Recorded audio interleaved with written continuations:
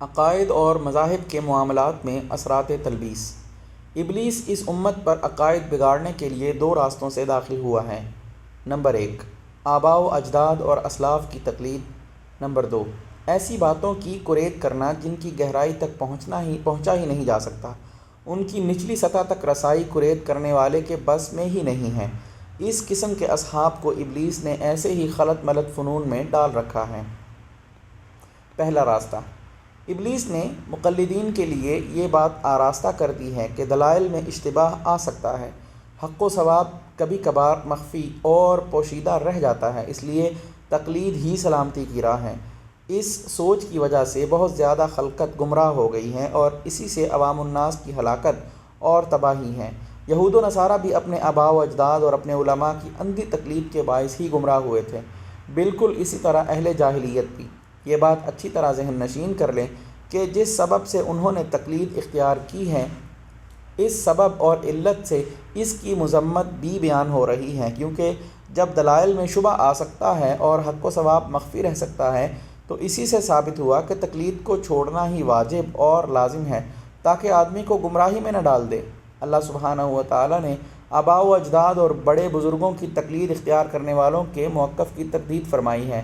فرمان الہی ہے، بل قالوا انا وجدنا آباءنا على امة وانا على آثارهم مهتدون وكذلك ما ارسلنا من قبلك في قرية من نذير الا قال مترفوها انا وجدنا آباءنا على امة وانا على آثارهم مقتدون قال اولو جئتكم بأهدى مما وجدتم عليه آباءكم قالوا انا بما ارسلتم به كافرون۔ سورہ زخرف۔ نہیں بلکہ یہ تو کہتے ہیں کہ ہم نے اپنے باپ دادوں کو ایک مذہب پر پایا ہے اور ہم انہی کے قدموں پر راہ یافتہ ہیں۔ اس طرح آپ سے پہلے بھی ہم نے جس بستی میں کوئی ڈرانے والا بھیجا، وہاں کے آسودہ حال لوگوں نے یہی جواب دیا کہ ہم نے اپنے باپ دادوں کو ایک راہ پر اور ایک دین پر پایا ہے اور ہم تو انہی کے نقش قدم کی پیروی کرنے والے ہیں۔ نبی نے کہا، اگرچہ میں اس سے بہت زیادہ مقصود تک پہنچنے والا طریقہ لے کر آیا ہوں جس پر تم نے اپنے باپ دادوں کو پایا۔ اس کا معنی یہ ہے، کیا پھر بھی انہی کی پیروی اختیار کیے رہو گے؟ اللہ تعالیٰ نے مزید یوں فرمایا، انہم الفوا آباءہم ضالین فہم علی آثارہم یہرعون۔ سورہ صافات۔ یقین مانو کہ انہوں نے اپنے باپ دادوں کو بہکا ہوا پایا اور یہ انہی کے نشانات قدم پر دوڑے بھاگے چلتے رہے۔ مقلد کو اپنی تقلیدی بات میں اعتماد و وثوق نہیں ہوتا اور تقلید میں عقل کا کوئی فائدہ نہیں رہتا، کیونکہ عقل تو صرف غور و فکر اور تأمل و تدبر کرنے کے لیے پیدا کی گئی ہے۔ اس آدمی کی کتنی بڑی برائی اور قباحت ہے جسے روشنی حاصل کرنے کے لیے کوئی شمع دی جائے اور وہ اسے بجھا دے اور اندھیرے ہی میں چلتا رہے۔ دراصل بات یہ ہے کہ مذاہب کے پیروکاروں کے دلوں میں کسی شخص کی عظمت جاگزیں ہوتی ہے اور پھر اس کی کہی ہوئی بات کا بلا سوچے سمجھے اتباع کرنے لگتے ہیں، اور یہ طرز عمل عین گمراہی ہے، کیونکہ نظر تو صرف بات اور قول پر ہونی چاہیے، نہ کہ قائل اور بات کہنے والے کی طرف، جیسا کہ سیدنا علی رضی اللہ تعالیٰ عنہ نے حارث بن حوت سے فرمایا تھا جب انہوں نے آپ سے یہ بات دریافت کی تھی، آپ کا کیا گمان ہے؟ ہم طلحہ اور زبیر رضی اللہ تعالیٰ عنہما کو باطل پر گمان کرتے ہیں۔ آپ نے حارث کو مخاطب کرتے ہوئے یہ فرمایا تھا، اے حارث، تم پر یہ معاملہ واضح نہیں رہا، کیونکہ حق مردوں کے ساتھ نہیں پہچانا جاتا، بلکہ اگر تو حق کو پہچان لے تو اہل حق کو خود بخود پہچان لے گا۔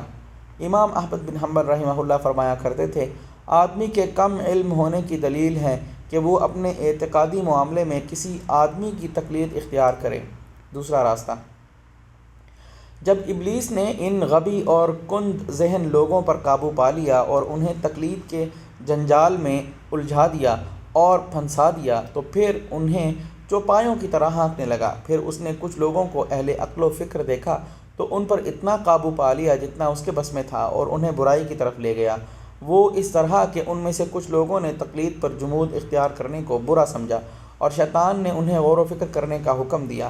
پھر ان تمام لوگوں کو اپنی فنکاری سے ضلالت کی گہرائیوں تک لے گیا اور ان میں سے کچھ لوگوں کو اس نے یہ سمجھایا کہ شریعت کے ظاہری احکامات پر عمل پیرا رہنا کمزوری ہے۔ اس طرح وہ انہیں فلاسفہ کے مذہب کی طرف کھینچ کر لے گیا اور اس طرح ان کے ساتھ چمٹا رہا، حتیٰ کہ وہ انہیں دائرہ اسلام سے ہی باہر لے گیا، اور کچھ لوگوں کو یہ تصور دکھانے لگا کہ بس اسی چیز کا عقیدہ رکھو جس کا حواس سے ادراک ہو سکے۔ ایسے لوگوں سے دریافت کیا جائے، کیا تم نے اپنے قول اور موقف کی صحت کو حواس کے ذریعے ہی جانا ہے؟ اگر تو وہ جواب دیں جی ہاں، تو انہوں نے بغض و عناد سے کام لیتے ہوئے غلط خبر دی، کیونکہ ہمارے حواس ان کی کہی بات کا ادراک نہیں کر پا رہے، کیونکہ جو چیز حواس سے معلوم ہو سکتی ہے اس میں اختلاف نہیں ہوتا، بلکہ سب کو یکساں طور پر نظر آ جاتی ہیں۔ اور اگر وہ یہ جواب دیں بغیر حواس کے ہم نے یہ بات کہہ دی، تو انہوں نے اپنے موقف کو خود ہی توڑ ڈالا۔